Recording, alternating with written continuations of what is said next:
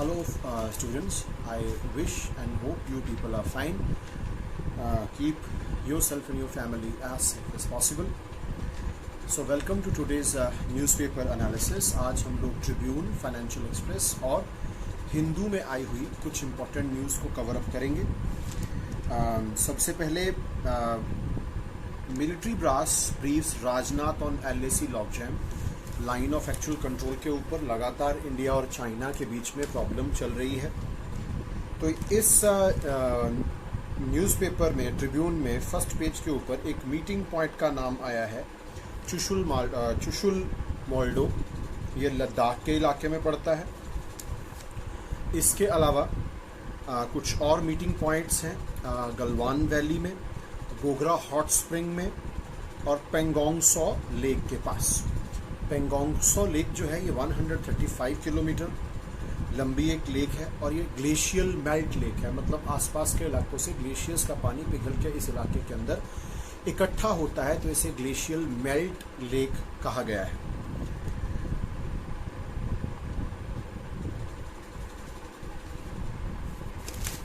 उसके बाद ट्रिब्यून के ही पेज नंबर 1 के ऊपर गवर्नमेंट ऑफ इंडिया सिम्टम्स में नए एडिशंस करना चाहती है। Loss of taste and smell. America में ऑलरेडी इस सिम्टम को कोविड-19 के सिम्टम्स में एनलिस्ट किया गया है। गवर्नमेंट ऑफ इंडिया भी अब इसके ऊपर विचार कर रही है, क्योंकि ज़्यादातर फ्लूज के केस में ये सिम्टम्स माना जाता है और कोविड-19 के केसेस के साथ भी इसको एसोसिएटेड पाया गया है। देन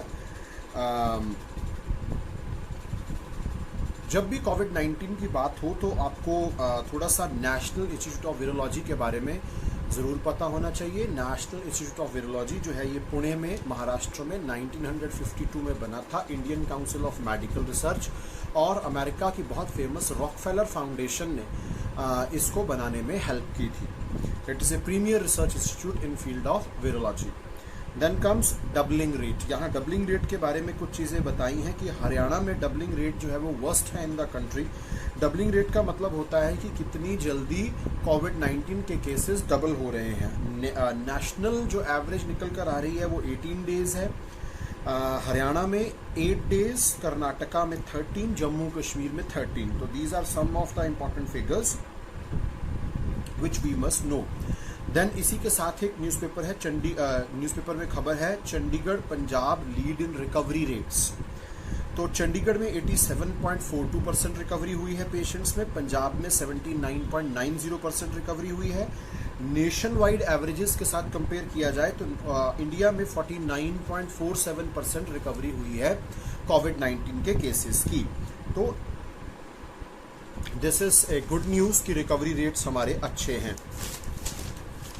उसके बाद नेक्स्ट हम देखते हैं पेज नंबर 2 के ऊपर एक पंजाब में नई ऐप लॉन्च की जाने वाली है, घर घर निगरानी, जिसमें होम सर्वेज होंगे और इन होम सर्वेज के थ्रू 30 साल या उससे छोटी जितनी भी एज की पॉपुलेशन है उन सब का सर्वे किया जाएगा, जिसमें कोमॉर्बिडिटीज़, मतलब अगर किसी को बीमारियां हैं साथ में, इन्फ्लुएंजा लाइक इलनेस हो या सिवियर एक्यूट रेस्पिरेटरी इलनेस, सांस से जुड़ी बीमारियां हो, तो इस सब का सर्वे किया जाएगा।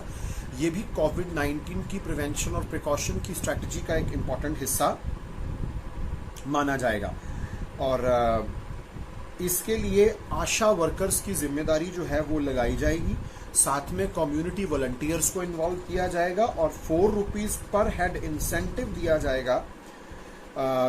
Incentive for every person served and shall cover 500 households. तो इसी तरह एक सर्टिफिकेट ऑफ एप्रिसिएशन भी साथ में दिया। एज ए यूजुअली से टर्म्स अनअटेंडेड नहीं जानी चाहिए।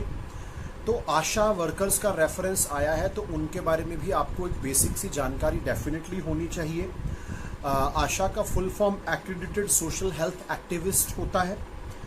ये कम्युनिटी हेल्थ वर्कर्स होते हैं और नेशनल रूरल हेल्थ मिशन के तहत इनको अपॉइंट किया गया था। 2005 में इस मिशन की शुरुआत हुई थी। These are the local women of an area जो कि हेल्थ एजुकेटर्स और प्रमोटर्स का काम करती हैं अपनी कम्युनिटीज़ के अंदर। तो डोर स्टेप के ऊपर हेल्थ फैसिलिटीज़ पहुंचाने के लिए एक बहुत ही इम्पॉर्टेंट रोल आशा वर्कर्स निभाती हैं। इसी तरह ट्रिब्यून के पेज नंबर 2 के ऊपर जीएसटी से जुड़ी हुई एक खबर है। GST is goods and services tax.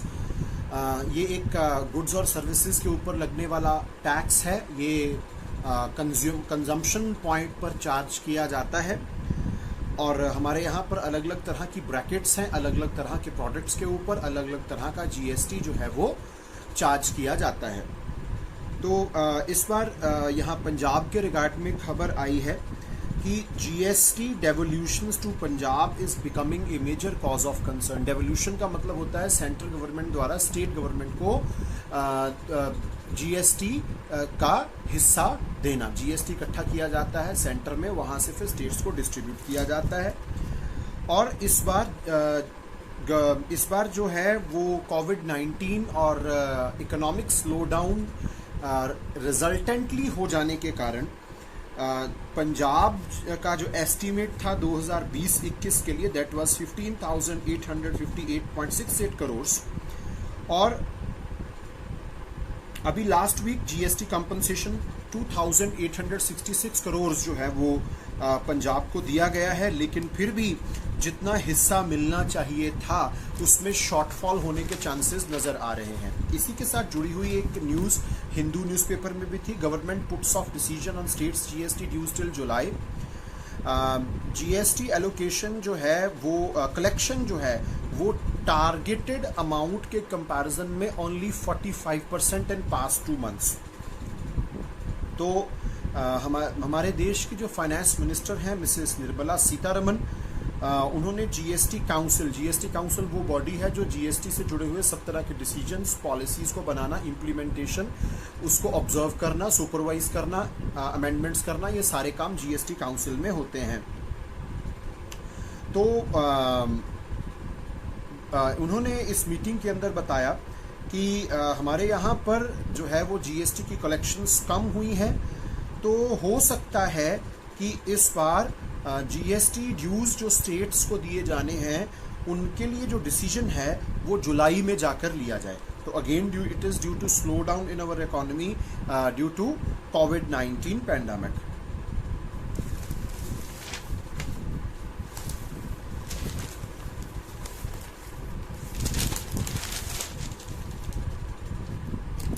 Then page number 4 के ऊपर एक पंजाब की जीके से जुड़ा हुआ इम्पॉर्टेंट डेवलपमेंट है। यहाँ पर एक हेडलाइन है row over pharma park project in Fatehgarh साहब।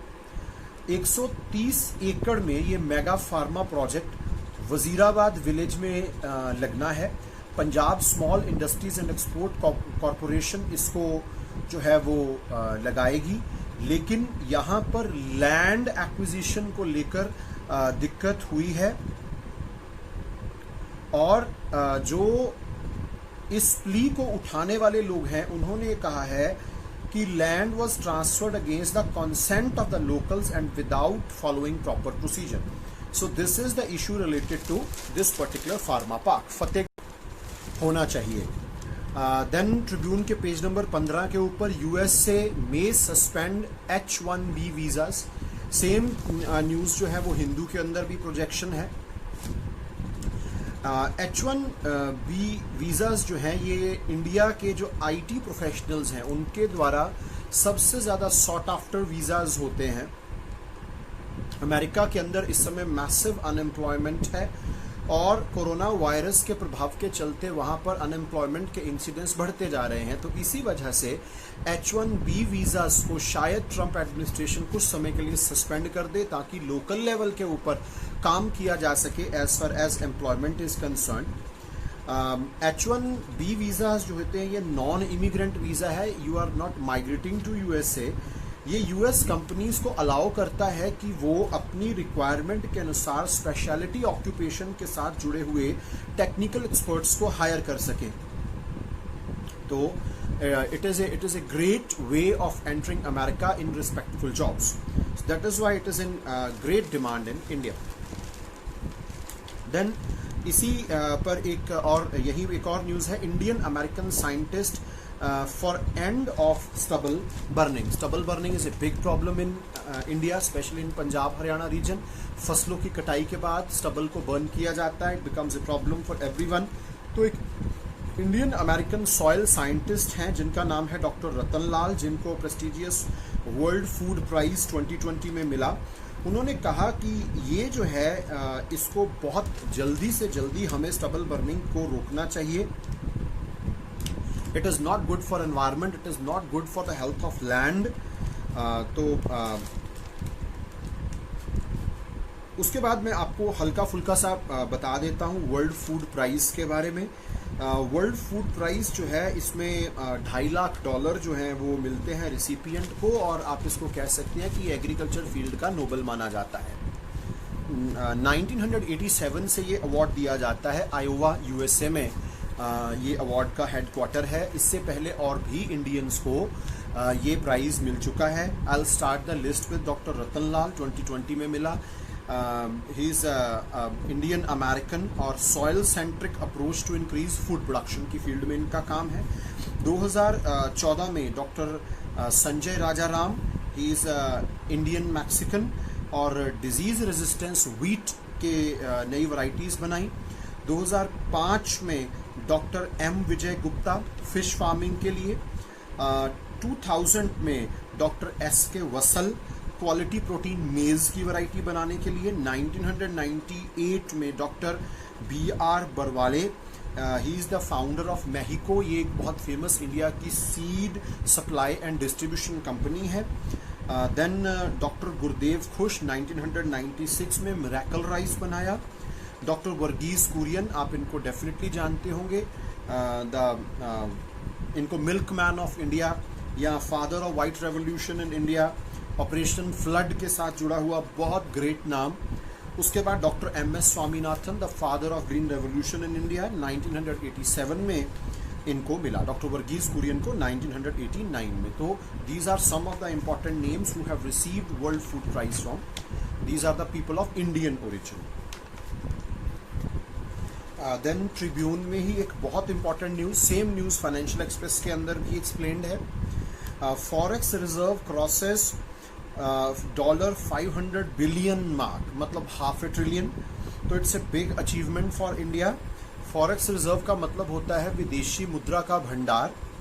हर देश विदेशी मुद्रा का भंडार इकट्ठा करता है ताकि हम विदेशों के साथ लेन देन विदेशी मुद्रा में ही कर सकें. हमें बार बार डॉलर परचेज करने के लिए, करेंसीज परचेज करने के लिए इंटरनेशनल मार्केट में वॉलेटाइल सिचुएशंस का सामना ना करना पड़े. और एक अच्छा फॉरेक्स रिजर्व एक हेल्दी इकोनॉमी और एक माइटी इकोनॉमी का साइन एंड सिंबल माना जाता है. तो अभी जो जून 5 को डेटा रिलीज किया गया रिजर्व बैंक ऑफ इंडिया का, उसके अनुसार हमारा फॉरेक्स रिजर्व $8.22 बिलियन बढ़ा है और $501.703 billion exactly. This is the exact figure. तो ओवरऑल अगर हम इंडिया के फॉरेन करेंसी रिजर्व्स को देखेंगे तो इंडिया के फॉरेन करेंसी रिजर्व्स में 3 चीज़ें होती हैं. सबसे पहले गोल्ड, उसके बाद रिजर्व पोजीशन, और नंबर 3 SDR. तो इसी रेशो में, इसी सीक्वेंस में मैंने आपको जो बताया है इट इज़ डिक्रीजिंग ऑर्डर. सबसे ज़्यादा गोल्ड, उसके बाद reserve position, number 3 are SDRs और special drawing rights. It is a type of currency. We can say it is a type of reserve currency. So as far as explanation of SDR and RTP is concerned, I'll make a separate video for it. लेकिन यहाँ पर आपको पता होना चाहिए कि overall हमारा forex reserve जो है वो बढ़ा है, लेकिन गोल्ड रिजर्व्स जो हैं वो थोड़े से जो हैं वो हमारे डेफिनेटली कम हुए हैं. SDR भी बढ़ा है और रिजर्व पोजीशन भी बढ़ा है. तो this is a very important thing as far as economy of India is concerned. Then comes food inflation increases by 9.28% in May. Food prices हमेशा से इंडिया में इन्फ्लेशन का मतलब होता है महंगाई दर का बढ़ जाना. तो कंज्यूमर प्राइस इंडेक्स का मई का 2020 का डेटा जो रिलीज किया गया, दैट डेटा सेज कि हमारे यहाँ पर फूड इन्फ्लेशन बढ़ी है। And I am telling you, food inflation is always a problem as far as India is concern. यहाँ कंज्यूमर प्राइस इंडेक्स का नाम आया है, आपको एक पासिंग सा रेफरेंस देता हूँ। कंज्यूमर प्राइस इंडेक्स का मतलब होता है, ये एक ऐसा इंडेक्स है जो रिटेल लेवल पर कॉमन गुड्स एंड सर्विसेज की प्राइस फ्लक्चुएशंस को बताता है। तो इसमें कंज्यूमर प्राइस इंडेक्स के अंदर फूड एंड बेवरेजेस सबसे इंपॉर्टेंट सेक्शन है, जिसकी वजह से हमारे यहाँ पर इन्फ्लेशन फिगर हाई रहती है। इसी के अंदर cereals, milk products, vegetables, prepared meals, snacks, sweets, meat, fish, oils, fats, ये सब चीज़ें जो हैं इसके अंदर इंक्लूडेड होती हैं as far as this food and beverages section is concern. Tribune के लास्ट पेज के ऊपर एक न्यूज़ है, Supreme Court tells firms to negotiate with staff on salaries.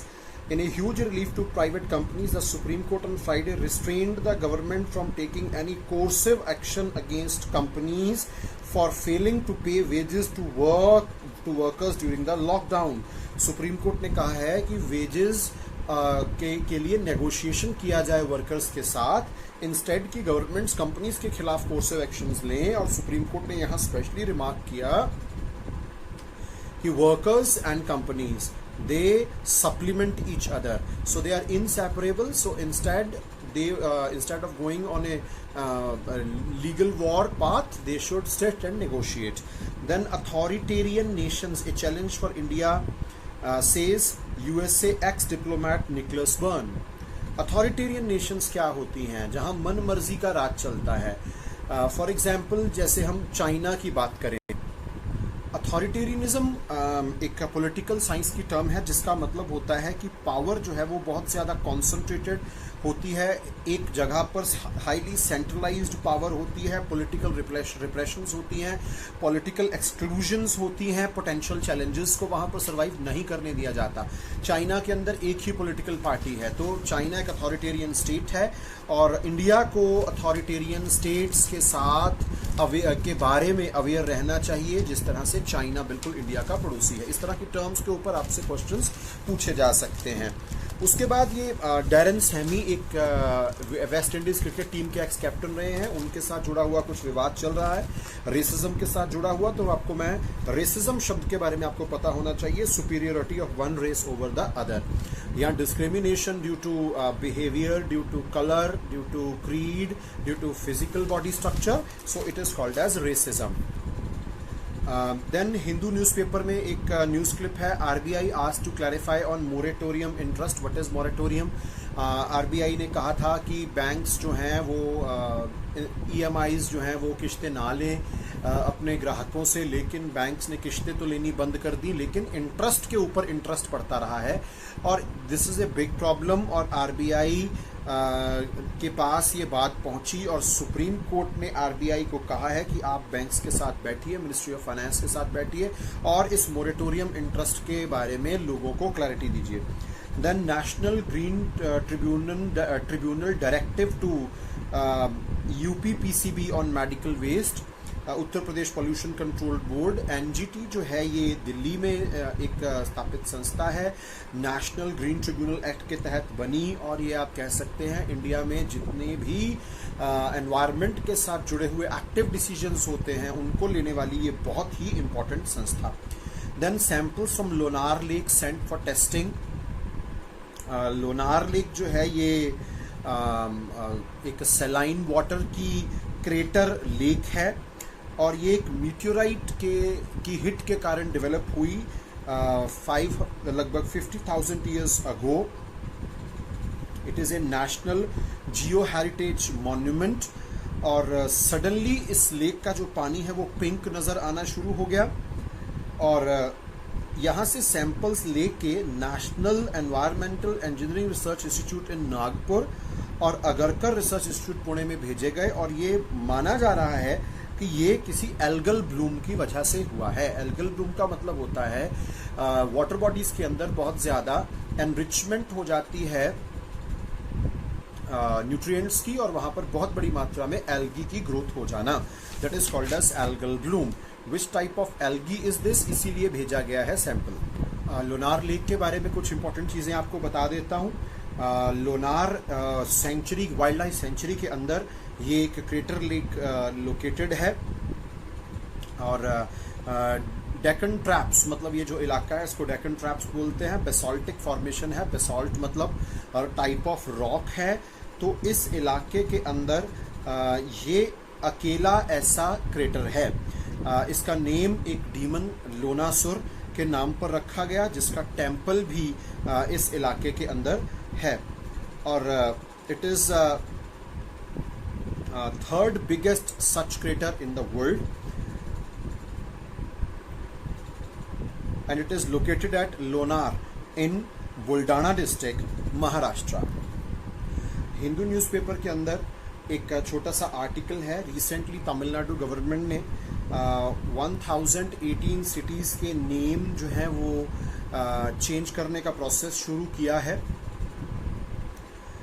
इस प्रोसेस को कहा जाता है डी एंजलिसाइजेशन, इंग्लिश नेम्स को चेंज करना। जैसे Coimbatore becomes Koyamputhur, Vellore becomes Veelur, Srirangam become Thiruvarangam and Srivilliputhur become Thiruvilliputhur. So these are some of the changes. Many important cities are undergoing a change of the name. The term which you people must know is de-angelicization. एक Chinese think tank है। Think tank का मतलब होता है body जो which is thinking about Jio politics और any particular issue. तो Chinese government का थिंक टैंक है CICIR, China Institute of Contemporary International Relations. It is based in Beijing and it is affiliated to Ministry of State Security, which is China's top intelligence body. इनकी deputy director Wang Shida, she has written an article which has recently been reported, which says the cause of current tension between India and China at the LAC is lying in dilution of Article 370 by India, through which India changed the status of Jammu Kashmir and made it UTs. So it is a new angle to Indo-China LAC problem. Then another article about government holds back full IIP data for April. IIP is Index of Industrial Production. It is an index which tells us about the activity of our core sector industries. Our core sector industries can be remembered by a code. I have developed a code called as CCC Ferns, CCCFERNS. So the CCC Ferns, C is coal, C is cement, C is crude oil. So 3 C's, F is fertilizer, E is electricity, R is refinery, N is natural gas, S is steel. So these are the 8 core industries. The performance of these 8 core industries is measured by IIP.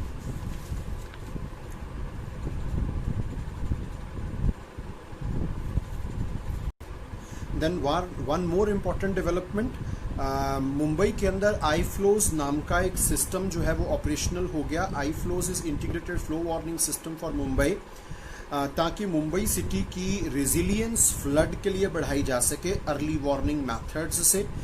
Mumbai जो है वो बहुत ज़्यादा rain receiving area है। Ministry of earth sciences ने इस system को जो है वो डेवलप करवाया। जुलाई 2019 से इसके ऊपर काम चल रहा था और इसके अंदर फील्ड डेटा इकट्ठा किया जाता है। रेन गॉज नेटवर्क स्टेशंस बनाए गए हैं। इनके बनाने के लिए Indian Institute of Tropical Meteorology, Municipal Corporation of Greater Mumbai, Indian Meteorological Department और इन सब ने मिलकर ये सारा का सारा काम किया है। तो ये एक तरह का अर्ली वार्निंग सिस्टम है जो कि मुंबई के अंदर आने वाले फ्लड के केसेस में मुंबई को बचा सकता है। Then one more important news, nature index 2020 recently release हुआ। India is placed at 12th place globally in science research output in released Nature Index Table 2020. Top 5 countries USA, China, Germany, UK and Japan.